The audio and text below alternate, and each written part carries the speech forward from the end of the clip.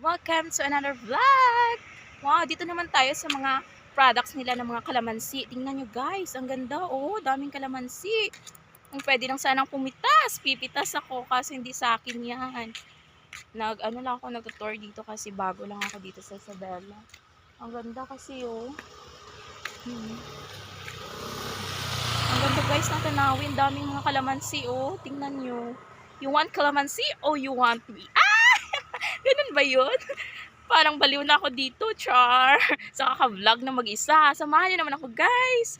Oo, ang ganda ng mga kalamansi. Oh, kasi produkto kasi dito sa Isabela, yung mga kalamansi, yung corn, at saka bigas. Mas gusto ko pa yung yung puntahan yung bigas, palayan, tsaka yung corn. Parang wala akong nakitang corn dito kasi maliit pa. Pero yung kalamansi ang ganda, oh, maliit, daming bunga. Mas sarap sana pumitas kasi hindi sa akin, baka makasuhan pa ako yan ng stealing, char. Pwede ring steal yung jowa mo, joke. Kung pwede sana, jowa mo na lang, char. Ay, parang tanga to eh. Samahan niyo naman ako guys, ang ganda oh, sobrang ganda pala dito. Kung kahapon dito ako sana, ang ganda, super duper ganda pala dito.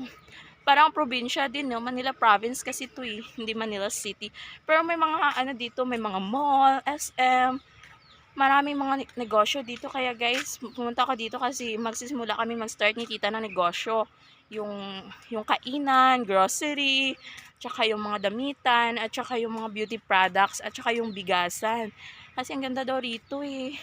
Marunong naman ako mag-bake. Sarap kasi ako, char. Mas masarap ako magluto, joke. Kasi I'm taking Bachelor of Industrial Technology, major in Food Service Technology. You want me, char? Bye! Goodbye. Thanks for watching and bye-bye.